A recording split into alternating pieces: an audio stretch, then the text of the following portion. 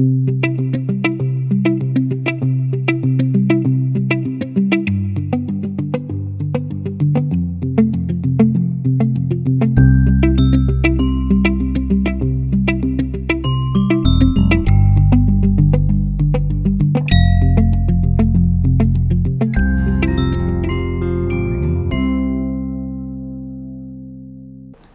দর্শক, আমন্ত্রণ জানাচ্ছি ডক্টর টিভির বিশেষ আয়োজন নার্সিং স্টেশনে। আজকে দ্বিতীয় পর্বে আমি আপনাদের সাথে আছি মুতমাইনা মীরা। আজকে আমাদের আলোচ্য বিষয় নিরাপদ মাতৃত্ব ও মিডওয়াইফ। আজকে আমাদের অনুষ্ঠানে অতিথি হিসেবে আছেন প্রাক্তন প্রেসিডেন্ট ওজিএসবি সম্মানিত ma'am professor doctor Roshanara Begum, এবং আমাদের সাথে আরও উপস্থিত আছেন nursing instructor Dhaka medical college and hospital শ্রদ্ধেয় ম্যাম আমেনা বেগম, এবং উনি বর্তমানে শায়রা হাসান মিডওয়াইফারি ইনস্টিটিউটে অধ্যক্ষ হিসেবে আছেন। ম্যাম, আপনাদেরকে অসংখ্য ধন্যবাদ আমাদের প্রোগ্রামে আজকে আসার জন্য। তোমাকেও ধন্যবাদ। তোমাকে অনেক অনেক ধন্যবাদ। ধন্যবাদ ম্যাম। ম্যাম কেমন আছেন? ভালো, তোমরা ভালো আছো? জি ম্যাম। ম্যাম, শুরুতেই আপনার কাছে যাচ্ছি। আজকে আমাদের আলোচ্য বিষয় নিরাপদ মাতৃত্ব ও মিডওয়াইফ, সে সম্পর্কে যদি আমাদের কিছু বলতেন। ধন্যবাদ মীরা। আসলে মীরাও কিন্তু একজন মিডওয়াইফ, সে নিজেই ব্রত নিয়ে এসছে মিডওয়াইফারি করতে। বাংলাদেশে আমরা জানি যে নিরাপদ মাতৃত্ব আসলে এটা তার একটা ফান্ডামেন্টাল রাইট, অধিকার। মা গর্ভবতী হবেন, তার সন্তান সুস্থভাবে জন্ম নেবে, তার কোনো কমপ্লিকেশন হবে না, এটা কিন্তু তার একটা জন্মগত রাইট, অধিকার। সেটা আমরা কিন্তু সবসময় কি দিতে পারি, সেটা নিয়ে আমাদের কিন্তু একটা প্রশ্ন আছে। এবং সেই জন্যই কিন্তু আমরা চিন্তা করেছি যে বাংলাদেশে কেন পৃথিবীর সর্বত্রই মাদের এই নিরাপদ মাতৃত্ব সময়ে মাকে সেফ ডেলিভারি একদম সবচেয়ে নিরাপদভাবে যেন মা সন্তান প্রসব করতে পারেন, তার প্রথম দিন থেকে তাকে যেন একজন সেবা দিবেন যিনি, তিনি যেন ভালোভাবে দেখতে পারেন, এইসব চিন্তা করে কিন্তু সারা পৃথিবীতেই গ্লোবালি একটা মিডওয়াইফ তৈরি হয়েছে। বা মিডওয়াইফদের কাজ হলো যে এই যে আমরা কিছুটা ভাগ করে দিই, মিডওয়াইফদের কাজ কিন্তু আমাদের এই যে মাদেরকে নিয়েই।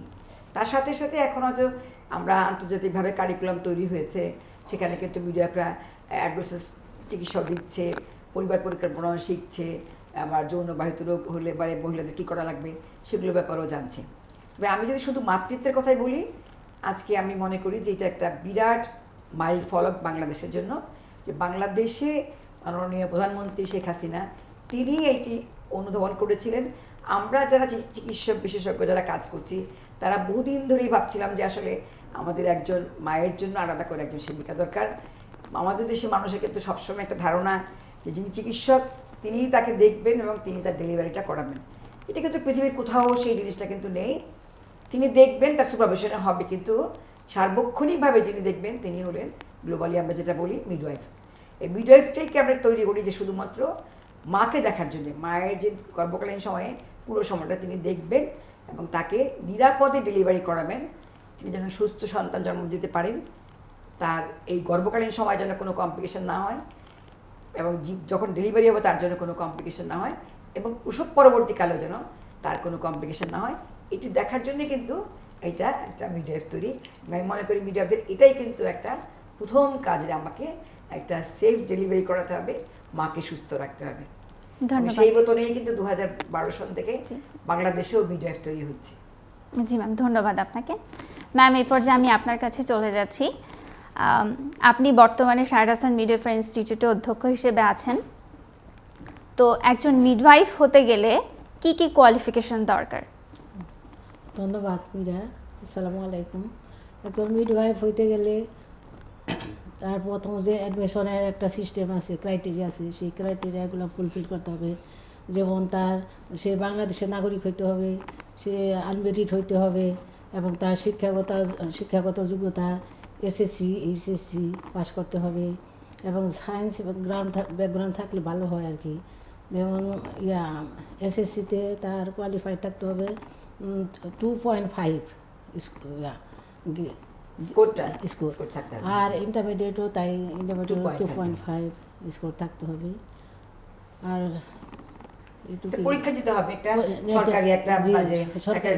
সেন্ট্রালি একটা পরীক্ষা সেন্ট্রাল একটা হয়। পরীক্ষা হবে। সারা বাংলাদেশে সবাই এসে ওই জায়গায় পরীক্ষা দিবে। হবে, পরীক্ষা পাস হ্যাঁ। করতে হবে, তারপরে সে সরকার তখন নির্ধারিত সরকার করে দেবে। নির্ধারিত করে দেবে, তারপরে সে সেখান থেকে ভর্তি সেখানে সে অ্যাডমিশন হতে পারবে আর কি মিডওয়াইফারিতে। সেম সিস্টেম বোধহয় হ্যাঁ। মেডিকেলে যেরকম ভর্তি Yes, হয় yes. এক জায়গায় কেন্দ্রীয়ভাবে পরীক্ষা হ্যাঁ। হয়, পরে ডিস্ট্রিবিউশন করা হয় Distribution করা সরকারিভাবে, হয়, জি। গেল তারপর বেসরকারিভাবে জি। তারা এসব। খুবই এটা যে অনেক অনেক। খুব ভালো উদ্যোগ যে এটা আমাদের মেয়েরা হয়তো ধরো, আমি যেটা বলতে চাই যে আসলে অনেক সময় আপনি যেটা বললেন যে সায়েন্সের ব্যাকগ্রাউন্ড থাকতে হবে, জি, সেটা ভালো। এবং এবং আমরা দেখি যে মিডওয়াইফারি কারিকুলামের মধ্যে কিন্তু ইংলিশটাকেও প্রাধান্য দেওয়া জি, হয়েছে, জি। তাদেরকে ইংলিশটা খুব ভালো, এবং ওদের ওদের কোর্স একটা থাকেও, জি জি ইংলিশ থাকে একটা কোর্স থাকে, বিহেভিয়ারাল কোর্স ছাড়া জি, ওদের জি। ইংলিশ কোর্স থাকে কোথায়, সেটা ভালো। তবে আমি মনে করি যে আসলে বিহেভিয়ারটাই ভালো করে জানতে হবে জি, যে আসলে জি, জি। বাংলা, তারা তো বাংলাদেশে চিকিৎসা দিবে, ইংলিশটা জানা দরকার। এই জন্য যে একটা সারা ওয়ার্ল্ডের সঙ্গে মিডিয়াদের একটা যোগাযোগ জি। সবসময় হয়, তাদের সঙ্গে সবসময় আন্তর্জাতিক একটা সেমিনার করে, এবং আমার মনে হয় যে সেটা একটা তার ভালো একটা ল্যাঙ্গুয়েজ শেখানো, জি, ম্যাডাম, জি। সেটা তবে আমার ঠিকই আছে। 2.5 পেয়ে জি, জি। সে পরীক্ষা তারপর দিবে, পরীক্ষা দিবে, তারপর তারপর- সেখান থেকে জি। ডিস্ট্রিবিউশন হবে। ধন্যবাদ ম্যামকে। ম্যাম, আবারও আপনার কাছে যাচ্ছি। এই যে একটা মেয়ে বা স্টুডেন্ট মিডওয়াইফারিতে এসে ভর্তি হলো, এখানে আপনারা কি কি বিষয় শিক্ষা দিয়ে থাকেন একজন এখানে- মিডওয়াইফ হওয়ার জন্য? মিডওয়াইফ হওয়ার জন্য আমরা অনেক আগে যেমন ছিল আমাদের ছিল কারিকুলাম ছিল 33টা সাবজেক্ট, এখন ওইটা শর্ট করে ওইটা 17টা সাবজেক্ট করছে। 17টা সাবজেক্টই ফার্স্ট ইয়ারে হলো 8টা সাবজেক্ট, আর তারপরে হলো ম্যাডাম যেটা বললেন বিহেভিয়ারাল সায়েন্স, ওটা তো কম্পালসারি আছে, তারপরে ইংলিশ আছে, তারপরে রিসার্চ আছে, তারপরে আছে কম্পিউটার আছে, এগুলো একবারে বেসিক একটা সাবজেক্ট। তারপরে হলো সেকেন্ড ইয়ারে হলো 5টা সাবজেক্ট, আর থার্ড ইয়ারে হলো 4টা সাবজেক্ট। মোট হলো 17টা সাবজেক্ট পড়াশোনা করতে হবে 3 বছরে। এর সঙ্গে নিশ্চয়ই প্র্যাকটিক্যাল থাকে। Practical, হ্যাঁ, ওরা practical তো করে ওরা। প্র্যাকটিক্যাল আছে হ্যাঁ, ম্যাডাম, ওরা দেখি হাতে কলমে শিখে হাতে কিনা। কলমে শিখে, প্র্যাকটিক্যাল আবার সবচেয়ে বেশি ম্যাডাম। মানে কিভাবে ওখানে ডেলিভারি করাবে delivery করাবে, সেটা জানতে হবে। জি। ওরা নিশ্চয়ই কোনো সিস্টেম আছে, ওদের নিজস্ব কতগুলো করে ডেলিভারি করাতে হয়। ওদের হ্যাঁ 100 অ্যান্টিনেটাল চেক আপ করবে, তারপরে 40টা ডেলিভারি করাবে, তারপরে 40টা পার্টোগ্রাফ ফিল আপ করবে, তারপরে 100টা পোস্টনাটাল চেক আপ করবে, তারপরে হলো নিউবর্ন অ্যাসেসমেন্ট করবে 100টা, এরকম ওদের সিস্টেম আছে। তারপর বায়া টেস্ট করবে, পোস্ট অ্যাবর্শন কেয়ার করবে, এক্লাম্পসিয়া ম্যানেজমেন্ট করবে, PPS তারপর management পিপিএস ম্যানেজমেন্ট করবে, তারপরে কট পলাপস ম্যানেজমেন্ট করবে। তারপর একটা জিনিস হলো, ওরা কিন্তু এভিডেন্স বেসড কেয়ারটা শিখবে। Yes. যেমন এভিডেন্স বেসড কেয়ারের মধ্যে মানে যেটা আমি সারা ওয়ার্ল্ড ব্যাপী স্বীকৃত, জি। বাচ্চা হওয়ার পরে যেটা- ডিলেট কট জি, ক্ল্যাম্পিং, জি। যে কটটা একটু পরে কাটতে হবে। আমাদের সময় যেমন না নারীটা আমরা সাথে কেটে সাথে, দিই, তাই না? আগের সাথে দিনে সাথে। ছিল যারা ওনারা যারা করছেন জি। যে বাচ্চার সঙ্গে, আমরাও করছি এক সময়, নারী বাচ্চা হওয়ার সঙ্গে সঙ্গে নারী কেটে দিই। সেটা কিন্তু আজকাল বলে ডিলেট কট clamping, ক্ল্যাম্পিং। জি, তার ম্যাম। মানে একটু দেরি করে তুমি কটটা কাটো। কেন 1 থেকে 3 মিনিট বলো তো, পর্যন্ত। কেন কাটা হয় দেরি করে কট ক্ল্যাম্পিং? ম্যাম, সেই সময়টাই মায়ের কাছ থেকে বাচ্চা হ্যাঁ, ব্লাডটা পায়। সেটা থেকে তার কিন্তু হেমোগ্লোবিনটা বেড়ে যায় আস্তে আস্তে করে, তার বডিতে ইমিউনিটিও ডেভেলপ করে, রোগ প্রতিরোধ ক্ষমতা যে সেটাও পায়। আর একটা কি হলো সেটা এনিমিয়া হয় না ম্যাডাম। একটা হচ্ছে সে মায়ের Bonding. বুকে দিবে, Bo- skin to skin skin to contact. skin. ওরা কিন্তু আজকাল নিয়ম করে বাচ্চা হয়ে গেলেই সাথে মায়ের সাথে। মায়ের বুকে বুকে, কট ক্ল্যাম্প করার আগে, সেটা কিন্তু এভিডেন্স। এটা কিন্তু তোমাদের জন্যই, তোমাদের কাছ থেকেই জি। বেশি সময় এসছে। জি, ম্যাম। এখন আমরা সারা বাংলাদেশে মনে করি যে এই এভিডেন্স বেসড কেয়ারটার জন্য তোমরা সব দিতে পারো, দেব। তাহলে কিন্তু ব্রেস্ট ফিডিংও এনশিওর হবে এবং বাচ্চাটা সুস্থ থাকবে। জি, আর মায়েরও কোনো টেনশন থাকবে না, মায়েরও কোনো টেনশন থাকবে, মায়েরও বন্ডিং হবে বাচ্চার আর সাথে। এটা একটা প্র্যাকটিক্যালের মধ্যে এটা একটা জি, বিরাট জি। ব্যাপার। ওরা স্টুডেন্ট থাকার সময় থেকেই শিখে আসে এটা জি। বোধহয়।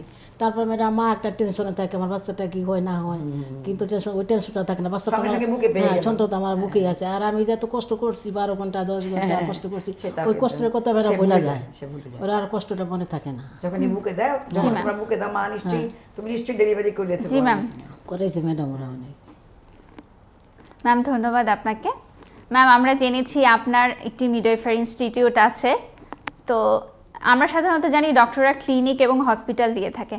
আপনি কেন মিডওয়াইফদের নিয়ে কাজ করার জন্য ইন্টারেস্টেড হলেন, এটা যদি আমাদের একটু বলতেন। না, ধন্যবাদ মিলা। আসলে আমি কোনো হসপিটালও করিনি, ক্লিনিক করিনি, কারণ আমার খুব ইচ্ছা ছিল যে আসলে একদম তৃণমূল পর্যায়ে কাজ করা। আমি জি, অনেক ম্যাম। দীর্ঘকাল ধরে প্রায় 86 থেকে আমি ওখানে গ্রামে আমার শিকড়ের সন্ধানে যাওয়া, যেখানে আমার জন্ম, যে মাটিতে আমার জন্ম, সেখানে আমি আমি আমার পোস্ট গ্রাজুয়েশন শেষ করে আমি ঢাকা শহরে যখন ছিলাম, তারপর অনেক চিন্তা করে আমি বললাম, না, আমার সেখানেই যাওয়া দরকার।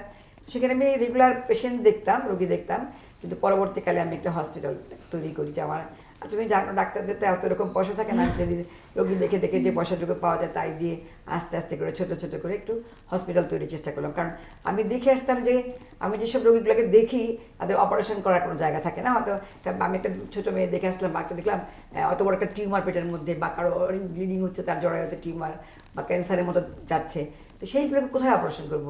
তখন আমি চিন্তা করে আমার পরিবারের সাথে আলাপ করে, যেখানে আমার একদম জন্ম, সেখানে আমার সব ভাই বোনরা মিলে একটা ট্রাস্টি বোর্ড গঠন করে, ওই যে আমাদের একেবারে পিতৃভূমিতে আমি একটা বাবা মার নামে, আমার বাবা মা সাহেরা হাসান, সাহেরা আমার মার নাম, বাবার নাম হাসান, এই দুজনের নাম দিয়ে আমি একটা হসপিটাল তৈরি করি ট্রাস্টি বোর্ডের মাধ্যমে। তারপরে আমি আস্তে আস্তে যখন একটু একটু করে তৈরি করলাম, 2012 পরে আমি চিন্তা করলাম যে গ্রামে অনেক মেয়ে কিন্তু ড্রপ আউট হয়, তোমরা নিশ্চয়ই দেখেছো গ্রামে, জি, ম্যাম।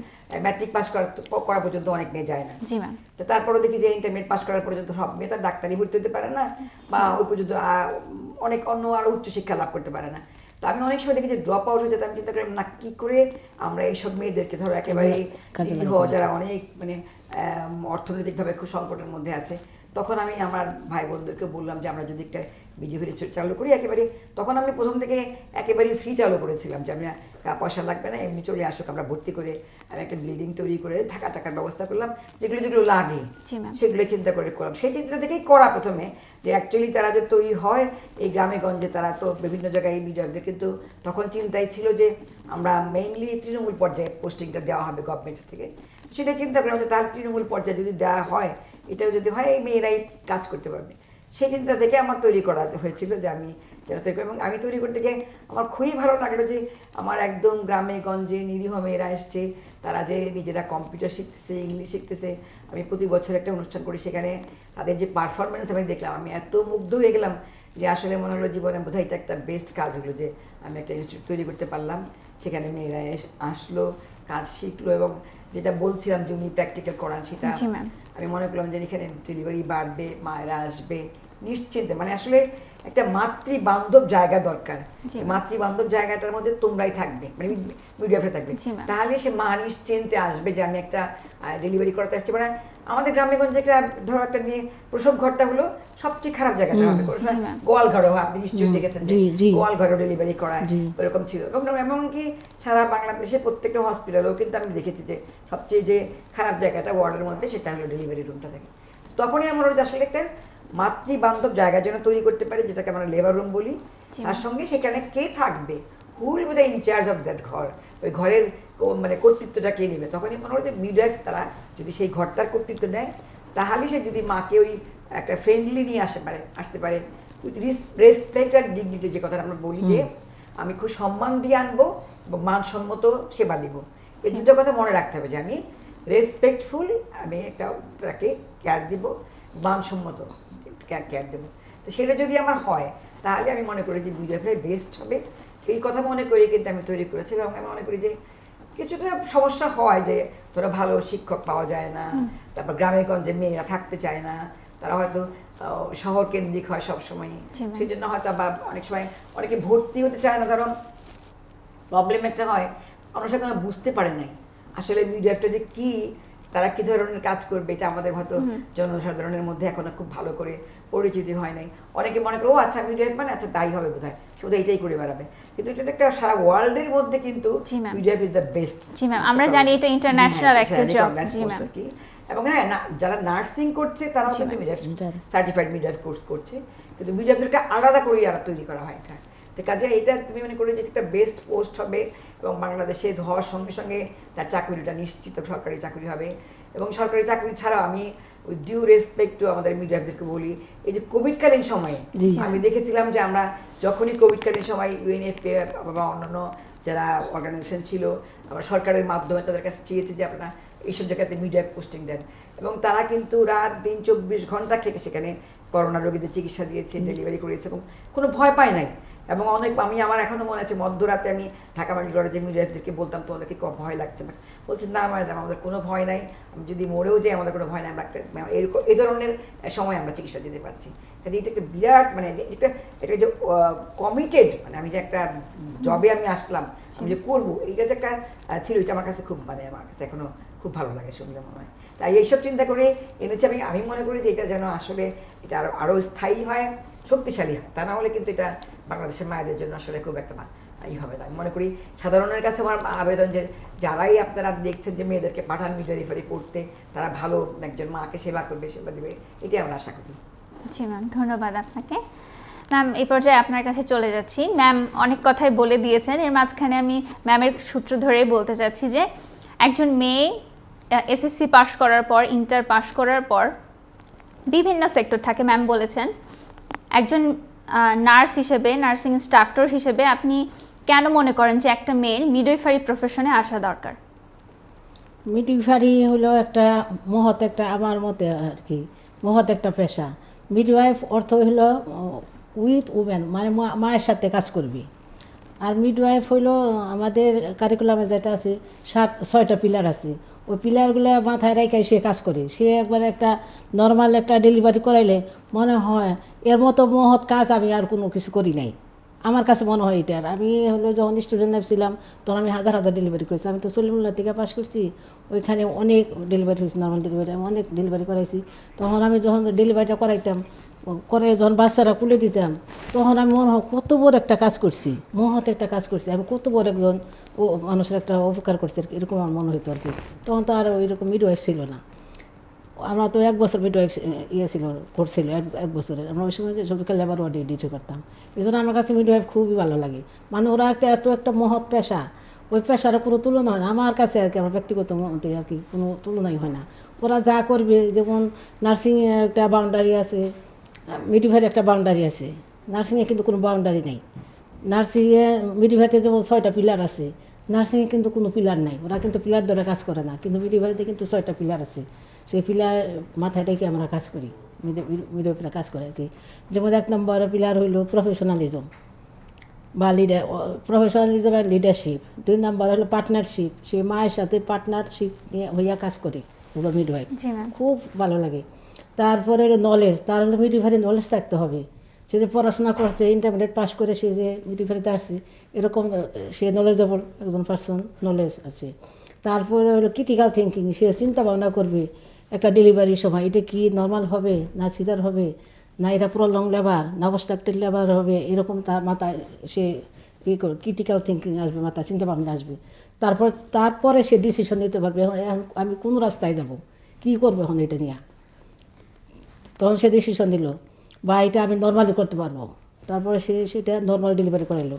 তারপরে সেই নর্মাল ডেলিভারি করাইতে করাইতে সে কম্পিটেন্সি ডেভেলপ করলো, মানে যে স্কিল ডেভেলপ করলো, মানে সে করায়, সে পারে, খুব সুন্দর ডেলিভারি করাতে পারে। এখন আশপাশে মানুষও তার কাছেই যাবে, বা সে যদি বাসায়ও থাকে তাকেই ডাইকেন বলে ও মিডওয়াইফকে ডাইকেন, ওনাকে দিয়ে ডেলিভারি করাবো, এরকমও হয়। আমি এরকম দেখছি। আমার 42 বছর যাবত এই প্রফেশনে আমি শ্রম দিছি, 42 বছর যাবত আমি মিডওয়াইফারিতে কাজ করছি, মানে হাসপাতালে কাজ করছি। আমি বেশিরভাগ লেবার ওয়ার্ডে কাজ করছি। ধন্যবাদ মীরা। জি ম্যাম, ধন্যবাদ আপনাকে। ম্যাম এই পর্যায়ে আপনার কাছে আসছি। অনেকে নার্স এবং মিডওয়াইফ দুটো প্রফেশনকে এক করে ফেলে। এখন আমি আপনার কাছে জানতে চাচ্ছি নার্স এবং মিডওয়াইফ দুইটা প্রফেশনকে আলাদা কেন করা হয়েছে? এটা তোমাকে যেটা বলছিলাম যে আসলে মায়ের যে একটা রাইট অধিকার আছে তার সন্তানকে নর্মালি ভালোভাবে জন্ম দেবে, কিন্তু who will take care them. আমরা তো সবাই অ্যাজ এ হোল একজন নার্স, তো নার্স মানে আমি তাকে খুবই মনে করি যে সবচেয়ে কম্পিটেন্ট একজন মানুষ, সে সবার সেবা করবে। হ্যাঁ, সে একজন সার্জারি অপারেশনে তাকে করবে, একেবারে ক্রিটিক্যাল যিনি একেবারে ব্রেন ইঞ্জুরি হয়ে গেছে তারও সেবা করবে, একজন হার্টের অসুখ হলো, হার্ট অ্যাটাক হচ্ছে তারও করবে। ইন জেনারেল তাকে কিন্তু সবগুলো ওয়ার্ডে কাজ করতে হয় থাকে। আমরা কিন্তু চিন্তা করে দেখলাম যে আসলে একটা মায়ের জন্য যদি একটু ফিক্সড একজন আমরা এভাবে তৈরি করতে পারি, যিনি শুধু মায়ের সেবাই করবেন এবং উইমেন্স লাইফ নিয়ে তার কাজটা হবে, সেই জন্যই কিন্তু তাকে তৈরি করা। ওখানেও কিন্তু যারা নার্সিং ট্রেনিং করে, যে মামুন আপা বললেন 42 বছর কাজ করেছেন, ওখানেও কিন্তু 6 মাসের একটা সার্টিফাইড মিডওয়াইফারি কোর্স হয়, তারাও কিন্তু শেখে, তাদেরও পোস্টিং হয়। আমরা যখন চিন্তা করলাম এই যে মিডওয়াইফারি হবে, আমরা লেবার রুম প্রোটোকল তৈরি করেছি, আমরা সারা বাংলাদেশে চলছে, তখন কিন্তু আমরা ঠিক করে দিলাম, আমরা বিভিন্ন কলেজে যখন গেলাম আমরা কি ডাইরেক্টরকে এবং মেট্রনকে বলেছি যে মেট্রন দিদি আপনি তো আজকে ওকে ব্লাড ব্যাংকে দেন, কালকে দেন কার্ডিয়াক সেন্টারে, কালকে দেন মেডিসিনে, তা মেয়ের এই লেবার রুমে কে থাকবে? সেই মেয়ে তো লেবারে ফিক্স থাকতেছে না, কাজে আপনি এমনভাবে তৈরি করবেন যেন মিডওয়াইফ মেয়েটা সে ইনচার্জ হয় লেবার রুমে, তাকে সম্পূর্ণ দায়িত্ব দেওয়া হলো। এই যে ধরো একটা রাত 3টার সময় একটা পিপিএইচ এত রক্তক্ষরণ নিয়ে আসছে, এই কোথায় ইঞ্জেকশন, কোথায় কি কোথায় কোনো কিছু খুঁজে পাচ্ছে না, তো মিডিয়ার যদি থাকে সে ওই পুরো রুমটা সে ইনচার্জ হয়ে গেল লেবার রুমে, তাকে সে তখনই আসুক কোথায় একটা কনভালশন হচ্ছে, কোথায় পিপিএইচ হচ্ছে, কোথায় ডেলিভারি লাগে, সে সমস্ত কিছু ইনচার্জ কিন্তু সে। সেই জন্য আমরা বলছি যে মিডওয়াইফকে কিন্তু একেবারেই আলাদা করে তৈরি করতে হবে। সেই জন্য ওই যে কথাটা উনি বলছিলেন যে একটা পিলার তৈরি করে তারা এভাবে শিক্ষা দিচ্ছে, তো সেই জন্য একদম পুরো এক্সপার্ট হয় যেন আমি লেবার রুমটাকে কন্ট্রোল করবো, মাকে দেখবো, সেটা আমি মাকে তৃণমূল পর্যায়ে যেরকম মামাকে অ্যান্টিনাল কেয়ার দিতে হয় সেটাও আমি দিব, আবার তাকে যখন ডেলিভারিতে সে আসবে পুরো মাসটা আমি চেক আপ করবো, আমার ডেলিভারির সময়টা আমি দেখবো, পোস্ট পার্টাম পিরিয়ড আমি দেবো, মানে প্রসব পরবর্তীকালে আমি দেবো। আচ্ছা এইটারও ডিফারেন্স, মানে তোমাকে কিন্তু মনে করতে হবে যে আমাকে কিন্তু, হ্যাঁ অনেক জায়গায় আমাদের কিছু সমস্যা এখন হচ্ছে, যেটা ধরো একটা উপজেলা লেভেলে বা তোমাকে একটা পোস্টিং দেওয়া হলো, সেখানে নার্সও আছে, সেখানে মিডওয়াইফ, ধরো সেখানে কোনো ডেলিভারি পেশেন্ট নাই বা কিছু হচ্ছে না বা কাজ অনেক কম, অনেক সময় আমরা শুনতে পাচ্ছি ইদানিংকালে যে তারা এসে বলছে যে আপনি তুমি আসো এখানে একটু এর কাছাটা করে দরকার, সেখানে একটু ক্ল্যাশ একটু মানে শুরু করতে হচ্ছিল। আমরা মনে করি কাজটা কিন্তু কাজই, সেখানে কাজটা তোমাকে অবশ্যই, সেখানে একেবারে যদি তোমার কোনোই কাজ না থাকে, একেবারে একজন মেয়ে পেশাগতভাবে বসে থাকতে পারে না, তুমি তাকে হেল্প করতে পারো, but you have to be fixed for the labour room. তোমাকে সেখানে লেবার রুমের কথাটাই মাথায় রাখতে হবে। সেখানে যদি তোমার মনে হয় যে হ্যাঁ আমি পুরো সময়টায় বসে আছি, আমার কোনো কাজ নাই, তখন তোমাকে যদি হেল্প করতে পারে তুমি তাকে হেল্প করতে পারো, কিন্তু তুমি you will not be suppose to do all the works of the others thing. হ্যাঁ, সেটা তোমাকে করার জন্য কিছু বাধ্য করা যাবে না, কিন্তু আমি মনে করি যে আমরা কোনো ক্লাসে যেতে চাই না, যখনই তিনি তোমার কাছে সাহায্য চাইবেন অবশ্যই তুমি তাকে সাহায্য করবে এবং সেই কাজটা তোমার করা উচিত। আমি মনে করি যে মিডওয়াইফটাকে এই জন্য আমরা আলাদা করে নিচ্ছি, একেবারেই জন্য মায়ের জন্য তুমি একবারে বাধ্যগত থাকো সেখানে, যে তুমি তোমাকে যদি এখন ডাকা হয় বা কিছু, তুমি যেন বাধ্য সেখানে যেতে মায়ের জন্য, মায়ের ডেলিভারি করানো, দেখা, তাকে কোন পজিশনে রাখা, তাকে সান্ত্বনা দেওয়া, তার সাথে গল্প করা, এভরিথিং তুমি মায়ের জন্য একেবারে হয়ে গেছে। কিন্তু সেই জন্য একটু আমাদের ডিফারেন্স করেছে, ওখানে কারিকুলামের সাথে খুব ডিফারেন্স খুব বেশি নাই, তবে আমরা মনে করি যে আপনি তো নিশ্চয়ই কারিকুলাম পড়ে আসছেন, একটু হয়তো এদের সঙ্গে এদের আরো একটু বেশি করে ওইটা বেশি দেওয়া হচ্ছে, চাপটা বেশি দেওয়া হচ্ছে, তারা শিখবে। আর ওখানে আপনারা হয়তো আপনারা যখন নার্সিং ক্লাস করছেন সেখানে আপনাদের কত সব কিছু যেতে হতো, শিখতে হতো, আইসিইউ তো তোমাকে শিখতে হচ্ছে, কিন্তু এনাদের তোমাদেরটা হয়তো একটু আলাদা করে করা হয়। ধন্যবাদ ম্যাম। সুপ্রিয় দর্শক, আপনারা দেখছেন ডক্টর টিভির পক্ষ থেকে বিশেষ আয়োজন নার্স স্টেশনের প্রোগ্রাম। ম্যাম, এ পর্যায়ে আপনার কাছে চলে যাচ্ছি। ম্যাম যেটা বললেন যে মিডওয়াইফ একটি ইন্টারন্যাশনাল প্রফেশন, তো একজন মিডওয়াইফ ওয়ার্ল্ড ওয়াইড যে ভূমিকাটা পালন করছে, আমাদের বাংলাদেশে একজন মিডওয়াইফ তার ভূমিকা কতটুকু এবং সেই রেসপেক্টটা আমাদের বাংলাদেশে একজন মিডওয়াইফ পাচ্ছে কিনা? ধন্যবাদ মীরা। আমাদের দেশের মিডওয়াইফরা ওই রকম রেসপেক্ট পায় কোনো জায়গায়, আবার কোনো জায়গায় একটু কষ্টও পায়। যেমন গ্রামে গঞ্জে ওদের যদি পোস্টিং, ওদের তো অনেকগুলা গ্রামে গঞ্জে পোস্টিং দেওয়া হয়েছে, ওখানকার গ্রামের ওরা ওইখানে অ্যাডজাস্ট করতে পারে না, হয়তো এসে আমাদের কাছে আবার কমপ্লেন করি, ম্যাডাম আমরা ওইখানে থাকতে পারতেছি না, হয়তো আদার ওরা যদি ওখানে ভালো সার্ভিস দেয় তবুও হয়তো ওরা মানুষের যেহেতু ইয়ে থেকে গেছে, শহর থেকে ওরা পাস করছে, পড়াশোনা করে গেছে, হয়তো গ্রামের পরিবেশটা ওরা অ্যাডজাস্ট করতে পারতেছে না, ওইটাও ওদের একটা প্রবলেম হয়ে দাঁড়ায়। তারপরে তো থাকারও কোনো ওইরকম থাকার ফ্যাসিলিটিস ওইরকম নাই, ওই ইয়ে যেমন গ্রামে গঞ্জে ওরকম ভালো পরিবেশ নাই, হয়তো ওরা রাত্রিবেলায় একটু বাইরে হইলো ওইটা মানুষে কমেন্ট করলো যে ওরা রাত্রিবেলা বের হয়েছে, এইটাও একটা সমস্যা হয়ে দাঁড়ায়। না না, আমি মনে করি আমি না ঠিকই বলছেন, কিন্তু আমি মনে করি যে সে তো গ্রামেরই মেয়ে, সে গ্রামেরই মেয়ে, গ্রামে তাকে কখনোই গ্রামটাকে সে অবহেলা করবে না, হ্যাঁ তাকে অ্যাডজাস্ট করে থাকতে হবে, সেই গ্রামের হয়তো সে না, কিন্তু আমার মনে হয় যে সেবাটা করতে গেছে এবং যেহেতু নতুন একটা প্রফেশনে তাদেরকে পোস্টিং দেওয়া হচ্ছে, চাকরি দেওয়া হচ্ছে, আমার মনে হয় যে সেখানে অ্যাডজাস্ট করেই চলতে হবে এবং একটা নিজেদের মধ্যে কমিটমেন্ট আনতে হবে, যেটা নিউ প্রফেশন বাংলাদেশে তৈরি হয়েছে, যে আমরা মনে করি যে সেখানে সে যাবে এবং তাদের সাথে অ্যাডজাস্ট করে চলবে, ডেলিভারিটাও করাবে এবং কিছুটা সেটা হয়তো যে আমি মনে করি যে ধরেন আপনি একটা জায়গা থেকে আরেক জায়গায় গেছেন, সেখানে আপনাকে কিন্তু অ্যাডজাস্ট করতে হবে, গ্রামের লোকেরা গ্রামের লোক কিন্তু খুব সহজ সরল, সহজ, তারা কিন্তু হ্যাঁ সেটা কিন্তু বোঝে, কিন্তু সেবা দিলে তখন সে কিন্তু একেবারে তাকে মায়ের মতো করেই রাখবে। ওইটা কিন্তু নিজেদের উপরও নির্ভর করা সেটা কিন্তু, যেমন আমি মনে করি যে নিশ্চয়ই তোমরা এতদিন ধরে দেখো আমার ওইখানে আমি রেফারি করছো, আপনি নিশ্চয়ই গিয়ে দেখছেন যে 22 বছর হয়ে গেল এখানে একটা হসপিটাল আছে, আমি তো প্রায় ধরেন আরো প্রায় 30-25 বছর ধরে আছি। মানুষ কিন্তু সেই দিক থেকে মানুষের কিন্তু একটা রেসপেক্ট ঠিকই থাকে, সম্মান ঠিকই দেয়। আমার মনে হয় সেটা ভিডিওটা যারা এসছে তাদের নিজেদেরও একটু তৈরি করে নিতে হবে যে আমরা আমরা মায়েদের সেবা করতে আসছি, এবং এটা যদি বোঝানো যায় যে আমি কিন্তু আপনার মায়ের জন্যই আসছি, আপনার ওয়াইফের জন্যই আসছি, আমি তাকে একটা ভালো সন্তান, সুস্থ সন্তান যেন আমি দিতে পারি, সেইটুকু আপনি আমার উপরে আস্থা রাখেন, আমার প্রতি আস্থা রাখেন, এবং আপনি আমাকে সাহায্য করেন, তাহলে কিন্তু তার সাহায্য করবে।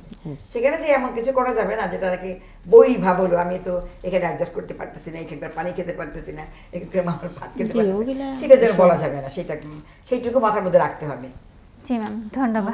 একটা মাকে আমরা যদি একটা মা প্রেগনেন্ট একটা মা আমার কাছে আসছে, আমি তার খালি মাথায় যদি একটু হাত দিই ম্যাডাম, তাহলে কিন্তু অনেক স্যাটিসফাই আমার উপর, মানে তার পরবর্তী যে সে আসে আমাকেই খুঁজবি, ওই মিডওয়াইফকেই খুঁজবে, বলে না ওই আমি শুনছি ইতিমধ্যে অনেক মিডওয়াইফ কিন্তু নিজস্বভাবে, সিলেটে একজন শুনছে সে নিজেই তার চেম্বার করছে, এবং সেখানে সে একেবারে মাতৃতুল্য হয়ে ডেলিভারি করাচ্ছে, করছে, কাজ করছে। আমি মনে করি সেটাই তারা করবে, এবং এটা তারা কমিটেড থাকবে যেন তারা ওইভাবেই মাদেরকে নেয় আর কি। এবং আমার যে ওই যে একটা মাকে বুঝতে হবে যে আমি তার উপর নির্ভরশীল, এবং একটা কথা বললে সবসময় কমপ্লিকেশন কিন্তু ডেলিভারিতে হতেই পারে। Once a mother is pregnant she is a risk তার লাইফটা, এই জিনিসগুলোও কিন্তু বোঝাতে হবে যে হ্যাঁ আপনার এই যে তার টেক কেয়ার করে 9 মাস ধরে যে যত্ন নিতে হবে, এটা কিন্তু দরকার, যে 9 মাসে তার ভালো করে যত্ন নেওয়া হবে, এবং পরবর্তীকালে একটা ভালো জায়গায় ডেলিভারি করাবে, ভালো মানে তোমার জায়গাতে সে আসবে। তাহলে সেখানে মনে করতে হবে যে ওইটা বলে দিতে হবে যে কোনো সময় তার জীবন ঝুঁকিপূর্ণ হয়ে যেতে পারে, হঠাৎ করে তার প্রেশার বেড়ে গেল, হঠাৎ করে রক্তক্ষরণ শুরু হলো, ডেলিভারির পরে রক্তক্ষরণ শুরু হয়ে গেল, বা বাচ্চার মাথা আসতে গিয়ে আসতেছে না, বাধাপ্রাপ্ত হয়ে গেল, ফুল আটকে গেল, কত ধরনের কমপ্লিকেশন হতে পারে।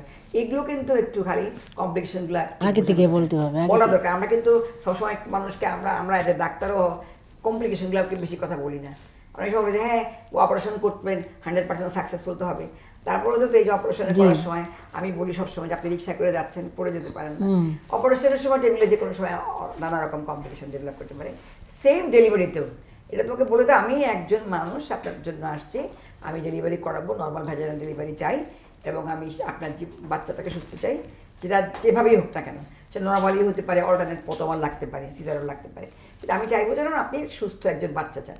এই সময় এই কমপ্লিকেশনগুলো হতে পারে, এগুলো কিন্তু তোমাদেরকে আগে থেকে অ্যান্টিনাটাল কেয়ার এগুলো বললে আপনারা একটু বলি ম্যাডাম, তাহলে আগে থেকে প্রিপেয়ার হয় সে।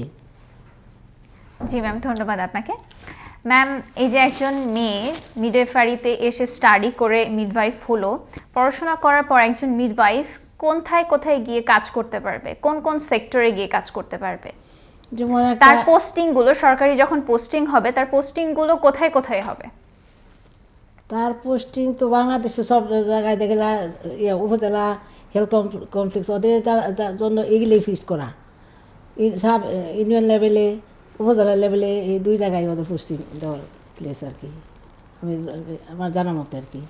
হ্যাঁ, আপাতত আমাদের তো এখনো বের হয় না বেশি, যারা বের হয়েছে এখন আপাতত মনে করা হচ্ছে যে আমরা আমাদের মাননীয় প্রধানমন্ত্রী মনে করেন যে তৃণমূল থেকেই শুরু করা হোক, যদি আরো আপনাদের বাড়লে, যদি আমাদের 20,000-এর মতো মিডিয়ার যদি আমরা তৈরি করতে পারি খুব তাড়াতাড়ি, তাহলে হয়তো সর্বত্র দেওয়া যেতে পারে। তো আমরা এখনো বলি যে প্রত্যেকটি লেবার রুম ইনচার্জ যেন মিডওয়াইফ হয়, অথচ আমরা পাবো না, কিন্তু যাদেরকে পাচ্ছি তাদেরকে যেন সেই জায়গায় দ্রুত পোস্টিং দিয়ে দেওয়া হয়, এবং যারা প্রাইভেট ক্লিনিক চালান, যারা বিভিন্ন বেসরকারি সংস্থা যারা ডেলিভারি করতেছেন, ধরো গ্রামে গঞ্জে শহরে উপজেলা লেভেলে অনেক ক্লিনিক হয়ে গেছে, সেই ক্লিনিকে দেখা গেলো যে ডাক্তার যিনি গেলেন 10টায় অপারেশন উনি রেডি করে রাখছেন, যার ডাক্তার যিনি গেলেন তিনি ব্যস্ততার মধ্যে থেকে রোগী দেখতেছেন করে গেলেন, কিন্তু সেইখানে গিয়ে দেখা গেলো যে কোনো একটা লেবার রুম নাই, কোনো মিডওয়াইফও নাই। আমরা কিন্তু সরকারের কাছে আবেদন করেছি, প্রস্তাব করেছি যে যেখানে লেবার রুম নাই সেখানে কোনো অপারেশন হতে পারবে না, কোনো সিজার হতে পারবে না, কারণ মাকে তো লেবার রুমে আগে এন্ট্রি করাতে হবে, সে যে ডেলিভারি হবে কি নর্মালি হবে না আগে তো সেখানে তাকে দেখতে হবে, সেইটা কিন্তু আমাদের একটা আবেদন, এবং মিডওয়াইফরা সেখানে ইনচার্জ হতে হবে, এবং প্রত্যেকটা ক্লিনিকের মালিককেও একজন মিডওয়াইফ নিয়োগ দিতে হবে। এখন হয়তো বলবো যে কই মিডওয়াইফ তো পাওয়া যাচ্ছে না, আমরা কিন্তু মনে করি সার্টিফাইড মিডওয়াইফ কিন্তু আছে জি আছে আপনাদের মধ্যে যারা আছে আছে ম্যাডাম তাহলে সার্টিফাইড মিডওয়াইফরা কিন্তু এখন অনেক আছে। গ্র্যাজুয়েটে যারা পাস করে আসবে এরা তখন এইসব জায়গাতে পোস্টিং হয়ে যাবে, সেটা আমাদের মানে দাবি। আমরা চাই যে যদি মাতৃমৃত্যুর হার কমাতে হয় বাংলাদেশে, তাহলে কিন্তু মিডওয়াইফ সর্বোচ্চ দিতে হবে। জি ম্যাম, ধন্যবাদ আপনাকে। ম্যাম, এখনও আমাদের দেশে দেখা যায় যেহেতু মিডওয়াইফদের কোর্সটা সবে মাত্র শুরু হয়েছে, কয়েক বছর হলো, তো এখনও দেখা যায় যে সিজারের পরিমাণটা বেশি নর্মাল ডেলিভারি থেকে। তো 50% ডেলিভারি দেখা যায় যারা গ্রামের মায়েরা আছে তারা বাসাতেই করাচ্ছে।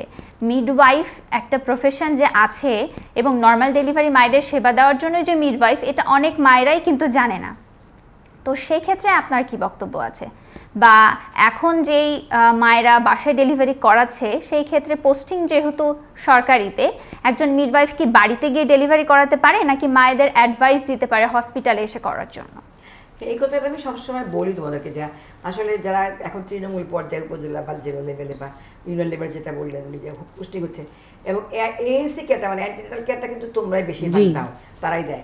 তারা যদি সেখানে বলে যে, এবং তাকে যদি বলে আমি কিন্তু আপনার জন্য নিবেদিত, এবং তোমার ফোন নাম্বারটা যদি তাকে দাও, তার ফোন নাম্বারটা তুমি তাকে রাখো, এবং এই যে এএনসি দেওয়ার সময় তুমি যদি ধরো 1 মাস পরে তুমি তাদেরকে মনে করে দিলে আপনার শরীরটা কেমন আছে, আপনার কিন্তু সময় হয়ে গেছে এখন আপনার আমার এখানে আসার, তাহলে কিন্তু তিনি কিন্তু তখন দৌড়ে আসবেন, এবং উনি খুব অনার ফিল করবেন নিজেকে যে ও আমাকে তো খোঁজ দিয়েছে একটা মেয়ে এবং আমাকে দেখতে চায়। তুমি যদি মনে করো আপনার তো ব্লাড প্রেশারটা বেশি ছিল, আপনি দেখাচ্ছেন না কেন, আপনি এখন আসেন আবার ব্লাড প্রেশারটা দেখান, তাহলে কিন্তু সে অবশ্যই আসবে। এই দিক থেকে কিন্তু এদের একটা মানে কমিউনিকেশন দরকার থাকে, যে মায়ের সঙ্গে তার একটা যোগাযোগ স্থাপন করলো, মা তখন মনে করলো আমাকে সে মনে করছে, এবং মা নিজে থেকে ফিল করে যে এইটা আমার একটা মাতৃবান্ধব জায়গা, আমি এখানে নিশ্চিন্তে যেতে পারি ডেলিভারি করাতে। হ্যাঁ, আমরা মনে করি যদি একটা মেয়ে ফ্রি থাকে, আমরা এর আগে আমরা দিয়েছিলাম স্কিল বেসড অ্যাটেন্ডেন্স এসবিএ তৈরি করা হয়েছিল, কমিউনিটি স্কিল বেসড অ্যাটেন্ডেন্স তৈরি করা ছিল।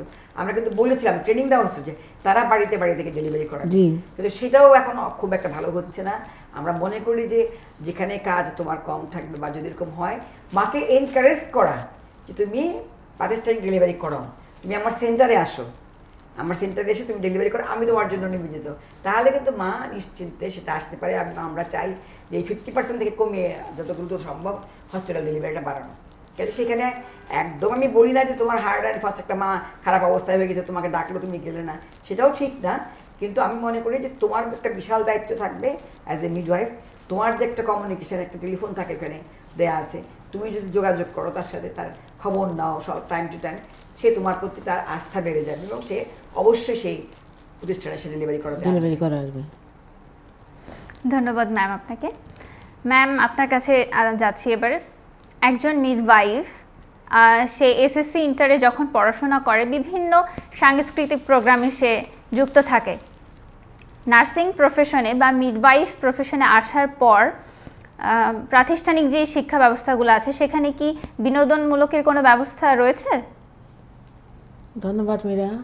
আমি যে কটা প্রতিষ্ঠান দেখছি আমার মনে হয় সব জায়গায় বিনোদনের আছে, অ্যারেঞ্জমেন্ট আছে আর কি, কিন্তু এটা হলো যে কোনো সময় সব সময় তার ওইটা করা যাবে না। হয়তো যেমন আমাদের ক্যাপ সিরিমনি আছে, বেল সিরিমনি আছে, তারপরে হলো র্যাক ডে আছে, এই সমস্ত দিনে ওরা হয়তো ওই করে এনজয় করে আর কি। তো প্রতিদিন আমার মনে হয় কেন, আমার মনে হয় এটা আপনারা করেন, যেটা আপনি একজন প্রিন্সিপাল করেন কালচারাল প্রোগ্রাম, জাতীয় যে দিনগুলো ধরেন স্বাধীনতা দিবস, তারপর অন্যান্য যে 21শে ফেব্রুয়ারি, এগুলো মনে হয় প্রত্যেকটা পয়লা বৈশাখ ওদেরকে যদি এইভাবে তারা একটা দেশ সম্পর্কেও জানলো, নিজের সম্পর্ক জানলো, সেখানে তার প্রতিভা বিকাশ করতে পারলো। ওরা কিন্তু আমি খুব জানি যে ওরা খুব ভালো নাচ গান করতে পারে, খুব ভালো কবিতা বলতে পারে, নিজেরাও লেখে। আমার ওইখানে আমি অনেককে দেখেছি নিজেরা কবিতা লিখে, নিজেরা গান করে, নিজেরা গান লেখে। তো এটা ওদের কিন্তু অনেক প্রতিভা আছে, সেগুলো বিকাশ করার জন্য আমার প্রিন্সিপালদের আপনাদের দায়িত্ব যে সেই প্রত্যেকটা সকালে ঘুম থেকে উঠে ওরা যখন ক্লাস শুরু করার আগে জাতীয় সঙ্গীত গাইবে, এটা হবে। জাতীয় সঙ্গীত গাওয়ার পরে তারা শুরু করলো, এবং এদেরকে বছরে যদি ক্যালেন্ডার করে দেওয়া হয় যে এতগুলো তোমার বিনোদনের জন্য এতগুলো দিবস রয়ে গেল, তারা কিন্তু সব করতে পারে। এবং আমার মনে হয় তারা কিন্তু তাদের যে প্রতিভাগুলো আছে এটার মধ্যে দিয়ে তারা একটা প্রতিভাগুলোকে বিকাশ করতে পারবে এবং মনটাও ভালো হবে। এটা আমার মনে হয় ম্যাডাম, আমি আপনার প্রতিষ্ঠানে জয়েন করার পর দেখছি অনেকগুলো হারমোনিয়াম আছে, অনেকগুলো ইকুইপমেন্ট আছে, আমার কাছে ভালো লাগছে। তারপরে হলো এই যে সেলার মেশিন, 8টা সেলার মেশিন আছে, ওরা কিন্তু ওখানেও কাজ করে, কাজ করতে পারে। তারপরে ওরা ম্যাডাম এই যে ফটোকপির মেশিন আছে, ওরা এখন নিজেরাই ফটোকপি করে। আমি এরা অনেক পাইছি, এটা ওরা ওরা সুন্দর করে করে, আমার কাছে অনেক ভালো লাগছে। ওরা এই সমস্ত কাজও পারে। আমার কাছে আপনার প্রতিষ্ঠানে ম্যাডাম জয়েন করে আমি অনেক মানে কি বলবো, আমি আর মানে কি যে প্রাউড ফিল করতেছি, আমি আর সেটা ভাষা প্রকাশ করতে পারতেছি না। মানে মানে মেয়েকে স্বাবলম্বী করার জন্য সেজন্য নিজের জীবনে 8টা সেলাইয়ের মেশিন ম্যাডাম। সবকিছু শিখবে। এখন ধরো ও একটা জায়গায় একটা মিডিয়া ফের সে কনসালটেন্ট আছে, ও যদি মেশিন ওখানে থাকে, ও বাচ্চাদের কাপড়ও তৈরি করতে পারবে। জি ম্যাডাম, করে তো। তাদের কাপড় তারপর অনেক কিছু জিনিসও বানাইছে ম্যাডাম ওরা। হ্যাঁ, আমার কাছে অনেক ভালো লাগছে আপনার প্রতিষ্ঠানে। একটা নিউবর্ন বেবি হলে, তুমি যদি নিউবর্ন বাচ্চাদের জন্য অনেক মাই আছেন তার কোনো কাপড়ে কিছু থাকে না, একদম পুরোনো এক সবচেয়ে খারাপ কাপড়, তুমি যদি কিছু ছোট ছোট করে একটা কাঁথার মধ্যে করে বা কাপড়ের মধ্যে করে রাখো, এটাও কিন্তু তোমার, ওই জন্য আমি দিয়ে রাখছি যে তোমরা এগুলো শেখো, যে সেটার জন্য তারপরে পোস্টিং হবে, তুমি যেন সেই কাজগুলো করতে পারো। তারপর ওখানে বাচ্চা হয়েছে, বাচ্চা দেখি ওরা যে ড্রেস পরছে ওই ড্রেস কিনে আনছে বাচ্চার বাবা আর কি। আমি এটা দেখি আমার এত খুশি লাগছে, আমি বলছি এটা কি আবিষ্কার করছে? বলছি কেন ম্যাডাম, আমরা হয়তো এগুলো আনাই, মানে আমাদের মিডিবাটি যে কালার, ওই কালার ড্রেসও আনাইছে বাচ্চাটা। আমি এই যে একটা ইনোভেশন, এটা আমার কাছে অনেক ভালো লাগছে। এটা যাক, তোরা ওদের মাথায় তাদের এগুলো আছে, ওরা অনেক কিছু করতে পারি। ওরা কিন্তু অনেক কিছু, ওর যদি আমি বলি এখন তোমরা এই কাজটা করো, তৎক্ষণিকভাবে অনেক করতে পারে। বলুক মিরার জি জীবনে ম্যাম, কিছু আছে কিনা। মিডওয়াইফ নার্স প্রফেশনটা এমন যে ঘরের কাজও সামলাতে হয়, বাইরের কাজও সামলাতে হয়, সব কাজে এক্সপার্ট থাকতে হয়। ওরা কিন্তু সব কাজে এক্সপার্ট। বলে এটা বল, এটা ই করো করো, এখন এখন তখনই করে ফেলে। জাতীয় সঙ্গীত তখন ই করো, গাও নিচে সবাই একসাথে জমা হয়ে তখনই কাজ, সকালে কাজটা শুরু করতে এটা শুরু করা উচিত। হ্যাঁ করে ম্যাডাম, ওরা করে। জি ম্যাম, আমরা আমাদের অনুষ্ঠানের অলমোস্ট শেষ পর্যায়ে এসে গেছি। আমি শেষে আপনার কাছে একটি প্রশ্ন জানতে চাচ্ছি যে আমাদের পড়াশোনা যেটা, সেটা আমরা SSC inter middle class family থেকে যারা আমরা বিলং করি, তা আমরা বাংলা ভার্সনে পড়াশোনা করি। তো যেহেতু এটা ইন্টারন্যাশনাল জব, কোনো মিডওয়াইফ যদি যায় দেশের বাইরে সে কাজ করবে, ইন্টারেস্টেড হয়, তার কি কোনো সুযোগ আছে এবং সে কিভাবে নিজেকে ইমপ্রুভ করতে পারে ইন্টারন্যাশনাল জবের জন্য? হ্যাঁ, এটা কিন্তু অলরেডি চালু হয়ে গেছে। জি ম্যাম। মানে মিডিয়াদের জন্য যারা একটা কোর্স, বেসিক কোর্স, এবং তারপরে তারা মাস্টার্স করতে পারবে। এটা এই প্রফেশনটাকে আরো যাতে Highlight করা মানুষের যায়। কাছে আরো লুক্রেটিভ হয়, মানে যারা পছন্দ করে, যেন আমার হ্যাঁ আমার ভবিষ্যৎ কিন্তু এখানে আটকে নাই, যে আমি একদম এখানে কাজ করব, সেটা কিন্তু না। সে কিন্তু একেবারে, এবং বাইরে আমি তো মনে করি যে এটা আলটিমেটলি যদি ভালো করতে পারে, বাংলাদেশে একটা মিডওয়াইফদের একটা মানে আলটিমেটলি দেশে বিদেশেও এটা এক্সপোর্ট করতে পারবে, যদি আমরা সেইভাবে তৈরি করে, সেইভাবে আমরা যদি অনেক বেশি তৈরি করতে পারি। আমার দেশে যখন আমার সারপ্লাস হবে, যে অনেক বেশি তৈরি করে ফেলছি আমরা, এদেরকে আমরা কিছু পাঠাতে পারি। উচ্চ শিক্ষার দ্বারা তোমাদের জন্য খোলা, একেবারে গ্র্যাজুয়েশন করা যাবে, তার সেখান থেকে তোমরা আরো উচ্চশিক্ষা লাভ করার জন্য বাইরে যেতে পারবে এবং জব নিয়েও যেতে পারবে। এটা কিন্তু অলরেডি, এটা আমাদের জন্য একটা গ্রেট অপরচুনিটি বলে মনে করি। হ্যাঁ। জি ম্যাম, ধন্যবাদ। আপনাদের দুজনকে আমরা ডক্টর টিভির আয়োজনে নার্স স্টেশনে পেয়ে সত্যি অনেক আনন্দিত। সুপ্রিয় দর্শক, আজকে আপনারা দেখছিলেন ডক্টর টিভির পক্ষ থেকে নার্স স্টেশন, এবং অতিথি হিসেবে দুজন সম্মানিত অতিথি আমাদের সাথে ছিলেন। দেখা হবে পরের কোনো পর্বে বিশেষ কোনো টপিক নিয়ে। সে পর্যন্ত চোখ রাখুন ডক্টর টিভির পর্দায়। ভালো থাকবেন, সুস্থ থাকবেন। আল্লাহ হাফেজ।